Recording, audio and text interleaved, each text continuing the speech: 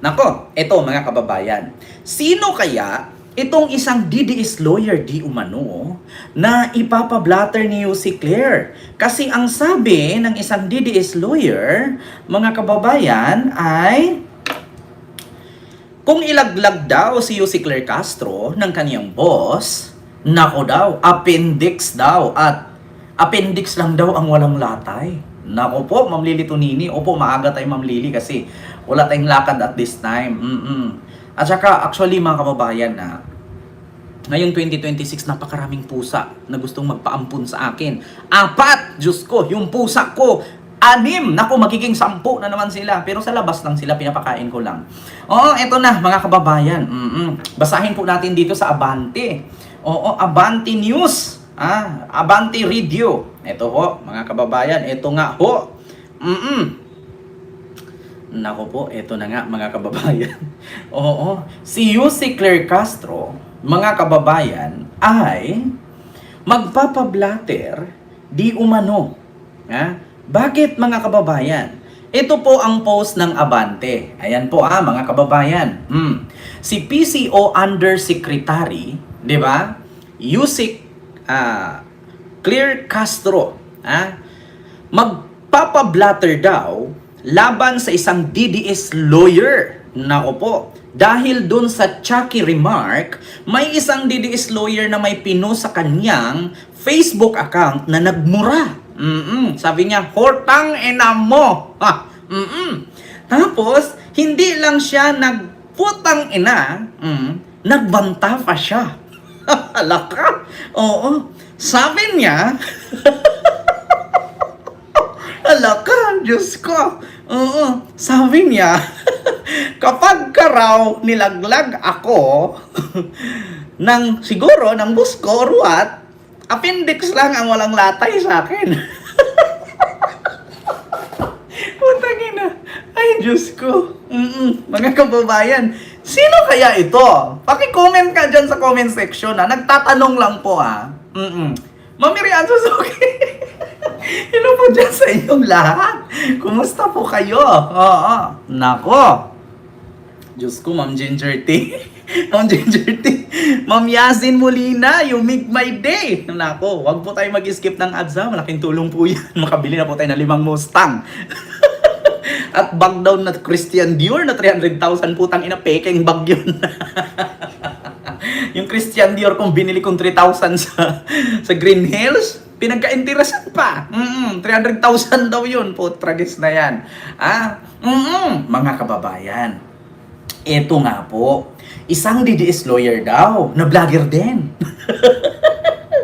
Ipapablatter daw ni Claire Castro. Bakit? Kasi daw mga kababayan, nag-post daw ito sa kanyang Facebook account at nagmura. At hindi lang nagmura, nagbanta pa siya. Ay, nako. Nako, sino kaya ito? May nag-comment dito, Trexie daw, Trexie. Yung isa naman si Ruina.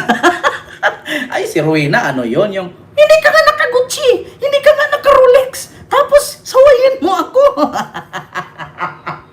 Halaka, sino kaya ito, mga kababayan? Nako, puntahan nga natin itong Abante Radio post. Kung sino ito. Ayan, Abante Radio yan, ha? 3 hours ago yan. Ito, mga kababayan, appendix lang ang walang latay sa akin, sabi ni si Claire. Ipapablatter umano ni Palace Press Officer Attorney Claire Castro ang isa umanong abogado na DDS matapos nitong magbanta sa kanyang buhay kaugnay ng kanyang Chucky remark. Nako, tanggapin nyo na kasi, nakamukha talaga ni Chucky. Nakiusap na nga yung kamukha ni Chucky dun sa Bilyonaryo News Channel nga, uy, bilyonaryo, bakit kapag kaibalita ninyo ako, ang pangit-pangit naman ang picture ko doon, gandahan nyo naman. Doon na nga lang ako bumabawi sa ganda kasi wala ko utak. Tapos papangitin nyo pa. Asan yung OBP? Padalhan nyo nga siya ng picture ko yung medyo maganda-ganda. Yung walang kilay. Yung na-over sa ring light. Nako. Nag-bad finger pa, sabi ni Ma'am Reyes Margie. Basahin ang istorya, i-click ang link sa comment section. Nako, eto na nga. Mga kababayan, eto, basahin natin yung comment section daw. No worry, Blatter is just but Blatter. It can't move even a hill anyway. Sabi ni Renato Rico Lisado. Wow, ang galing. Chucky the movie. Dapat lang madisbar at makulong ang mga didilis na yan. Puro mga bastos at sanay magbanta na mga kampo ni Lustay. Kasing gawain nila ang manggurgur ng taong bayan. Tapos ihalin tulad kay Jose Rizal, na si Jose Rizal minahal at pinagtanggol ang sambayanang Pilipino. Samantalang yung idolo nila, na hindi na makauwi-uwi. Pinatay ang Pilipino tapos maging si Jose Rizal. Sa henerasyon ngayon, wag mo na bongol. Pag sure mo, tumbling ko ron. Ayan. Iyakin atakdog, sabi ni Joel. Yung ikaw ng asar pero ikaw talo nung nirisbakan ka, ikaw pala pikon. Ayan, sabi dito. Sir Sab Annihilation, maraming salamat po sa pagpamember dito sa ating YouTube channel. Ayan, maraming salamat ha mga kababayan. Tapos ito pa, hindi healthy mag-isip. Mapang-asar tapos naunang ng asar. Baka siya ang susunod mag-departure. Auntie Claire, halaka, madami nagalit sa'yo. Dahil dyan, sa mga comment, alam nyo, sa totoo lang mga DDS, dahil din po sa mga comment nyo yan, kaya naging agresibo ang tao. Tignan nyo si Claire Castro noon. Ang bait-bait niyan. Simula nung pinutakti ninyo, binas ninyo, ayun tumapang. Tignan nyo ako. Ako syempre ganito lang ako, magpapatawa sa live, magpapatawa sa vlog, pero inumpisahan ninyo ako, kaya tignan nyo, tumapang din. Diba? Naku po, mga kababayan. Kaya ngayon, babasahin natin ito mga kababayan. No? Yun sa mga comment lang yun, pinutaktis siya ng mga DDS. Ito po mga kababayan, yung post ng Abante Radio. Appendix lang, walang latay. DDS lawyer ipapablatter umano ni Claire Castro. Nako po. Ito na, matatandaang inihambing ni Castro noong Disyembre si BP Sara Duterte kay Chucky, ang kilalang manika mula sa horror film na child play kapag umano galit ito. Na which is totoo naman. Diba? Dahil dun sa Chucky remark, may isang DDS lawyer na may pinost sa kanyang Facebook account at nagmura. Sabi niya, hotang ina! Tapos, nawala tuloy ako. At nagputang ina, nagbanta pa siya. Sabi niya, kapag karaw nilaglag ako ng siguro ng boss ko or what, appendix lang ang walang latay sa akin. Ani ni Castro sa kanyang YouTube live nitong Biyernes. Ayon pa kay Castro, sa oras nang nawala siya bilang Palace Press Briefer, tila plano umano ng mga DDS na gumanti at mukhang buhay niya ang katapat nito. Nako, magpa-blatter ka na si Claire. Nako po, ito na nga ang dahilan. Giit pa niya, posibleng maharap sa disbarment ang abogada na hindi niya pinangalanan, bagaman tinukoy na matagal na umanong taga-suporta. Yung pagmumura, pag yan ay may galit, let's say, nag-aaway kayo. Yung pinaka-oras na yun, nagsigawan kayo tapos namura mo, hindi siya nakukonsider as libel. Pero pag nagmura ka, pero hindi naman ikaw yung concern at nakikisawsaw ka lang, ibang usapan yun. Now, which is totoo naman talaga, mga kababayan. Ganito po yan. Kung nagmurahan kayong dalawa at nagsagutan kayo, hindi siya makukonsidered na cyber libel. Diba? Katulad sa akin, pinos yung mukha ko. Tapos nakita nyo ba na pinos ko din ba ang mukha niya? Tapos pinagkalandakan pa na ito, nakabili akong Mustang. Kapag ako mag-file, tandaan mo, 1 billion cyber libel. Diba may pambayad ka? Sabi mo yan sa live mo kahapon, may pambayad ka? Bring it on. Maghintay ka lang. Diba? Pinus mo, pati tirahan ko. Pinus mo, pati mukha ko. Pinus mo pa, pati sasakyan ko. Banta sa akin yan. At sa comment section mo, halos lahat dun puro banta sa akin. So, ano ang mababawi mo ngayon? Wala akong pinangalanan dito, pero kapag ako nagsabi, tutuhanin ko yan. Bring it on. Diba? Ito pa, mga kababayan. Giit pa niya, posibleng mahaharap sa disbarment ang abogado na hindi niya pinangalanan, bagaman tinukoy na matagal na umanong taga-suporta. Yung pagmumura ay pag may galit, let's say nag-away kayo, yung pinaka-oras na yun, nagsigawan kayo tapos namura mo, hindi siya makukonsidered as libel. Pero pag namura ka, pero hindi naman siya yung concern na nakikisawsaw ka lang, ibang usapan yun, especially kung lawyer ka. Nako, yan ang kadisbar-disbar, sabi ni Yussi Claire Castro. Nako po, eto na nga. Ito yung parang matagal ng panahon na nag-invest talaga siya para mapansin at para makita kung gaano siya ka-supporter. Ang problema, parang 3 months lang tumagal, dagdag pa niya. May clue nga si Yusek. Ito daw yung 3 months lang, no? Baka naman, ba? Baka naman Yusek na inggit sa posisyon mo kasi siya yung nag-posisyon niya noon eh. 'Di ba? Baka naman kasi Yusek. Oo, naangasan mo kasi. Magaling ka kasi, Yussi Claire. Di ba siya dapat posisyon niya yan noon? Di ba? Nako, Diyos ko, mga kababayan. Di ba siya dapat sa posisyon mo? Baka nainggit naman kasi. Yussi Claire, bigay mo na. Oo. Di ba? Bigay mo na sa kanya. Tignan natin kung tatanggapin pa siya. Di ba? Sabi ni Crisanto Pripina, sa ngayon angat kayo, tignan natin sa ibang panahon. Ako never naman akong bumagsak, lagi naman ako umangat. Ni minsan hindi ako bumagsak, umangat ako nang umangat. Kasi bakit? Hindi ako bobo eh. 'Di ba? Hindi naman po ako bobo. Alam niyo, bobo lang po talaga ang bumagsak. Minsan nga may mga bobong umaangat, ako pa kaya na may utak. 'Di ba? Nako, mga kababayan. Nako, Diyos ko. Kaya nga minsan mga kababayan, kapag nag-idolize tayo, huwag nating ibuhos yung buong buhay natin doon sa ina-idolize natin. Yeah? Magtira din natin tayo sa sarili natin. Huwag nating gayahin yung mga DDS na halos makipagmurahan, makipagpatayan na sa comment section dahil mahal nga daw nila yung buo nilang kriminal. Bakit ko nasabing kriminal? Nakakulong eh. Bakit mo sinabing nakakulong? Hindi nga nakauwi eh. Diba? Ay, nako, talaga, mga kababayan. Ay, Diyos ko. Ito na nga, mga kababayan.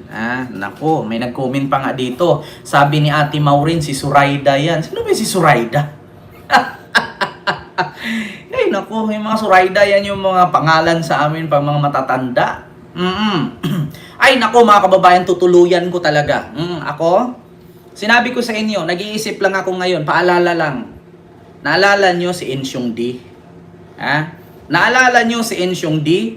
Yung pinagtawanan nila yung isang congresswoman na nagsuot ng pangkasal. Bakit daw napakamahal nung gown? Hindi naman daw bagay sa mukha. Na which is ganyan din ang ginawa nila sa akin. Nakabili daw ako ng gold, nakabili ng bahay, nakabili ng sasakyan, pero hindi nakapag-rhinoplasty ng ilong. Tignan natin kung hanggang kaya ninyong bayaran yan. Tignan natin kung hindi kayo manglimos dyan sa mga DDS na piso-piso lang. Tandaan ninyo, kung ilan ang views at ilan ang comment dyan sa pag-post ninyo sa mukha ko, ganyan kadami ang counts na ipafile ko. Mark my word. Ganyan ang gagawin ko, mga kababayan. Kung ilang comment dyan, ilang views, ilang share, ganyan kadami ang count na ipafile ko. Tignan natin kung may pang-counter ka sa akin. Tignan natin kung may pang-counter ka. At huwag kang magyabang na may pang-bill ka. 1 billion cyber libel talaga ang gagawin ko. 1 billion cyber libel. Tignan natin kung kayanin mo. 'Di ba? Tandaan mo, ni minsan hindi ko pinus mukha mo. At saka kahit saan ka maghanap, ng PSA, kung may pangalan bang ganyan, kung totoong pangalan mo ba, hindi mo totoong pangalan yan. At ni minsan hindi ko pinus mukha mo. Nagbasa lang ako sa post mo, na which is pinus mo naman. Kung nagsabi sa inyo, pag ako nagsabi, tutuloy ko talaga. Bawat share, bawat comment, bawat count, at bilangin ko pa kung ilang banta doon. Sabi ko sa inyo, may pangbayad ka, di ba? Sabi mo yan sa vlog mo kagabi. Okay lang, kahit idemanda ako ni Jam. Mura lang naman yung bill ng cyber libel. May pangbayad naman ako. Bring it on. Tignan natin kung kaya mong bayaran. Tandaan mo yan, kung wala kang 1 bilyon, manahimik ka na lang. Pwede naman mag-message ka sa akin, mag-sorry ka, walang problema. 'Di ba? Pero, inantay ko, hanggang katapusan wala kang sorry sa akin, tandaan mo yan. 1 billion cyber libel talaga ang isasampa ko sa'yo. Maniwala ka sa akin. Ako, hihingi ako ng tulong sa mga supporter ko para may panggastos ako dyan. Marami talaga ako nahihingian ng tulong. Basta lang, meron akong panggastos dyan. Tandaan mo yan, 1 billion cyber libel sa ginagawa mo sa akin. Tandaan mo yan. Ni minsan ba pinus ko mukha mo? Ni minsan ba pinus ko ba mukha mo? Wala.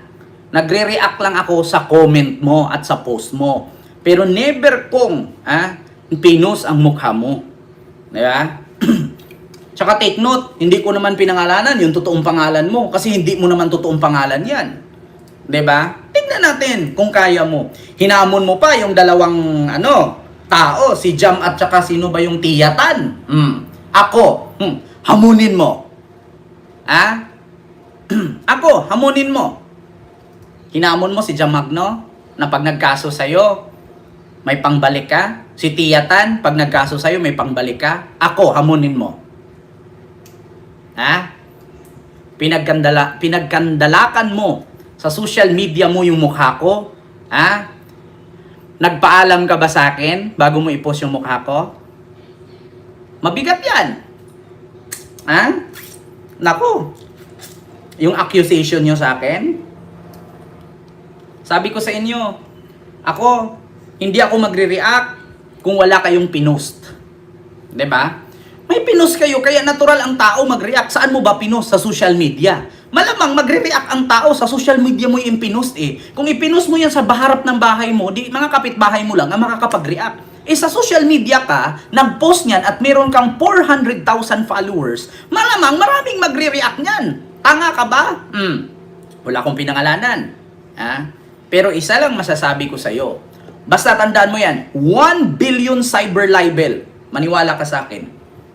Iwan ko lang kung tutulungan ka ni Lustay. Iwan ko lang kung tutulungan ka. Ako nagpapaalala lang, once na sinabi ko to, gagawin ko to. Tandaan mo yan. Pwede ko naman ubusin alahas ko para gastusan kita. 1 billion cyber libel, antayin mo.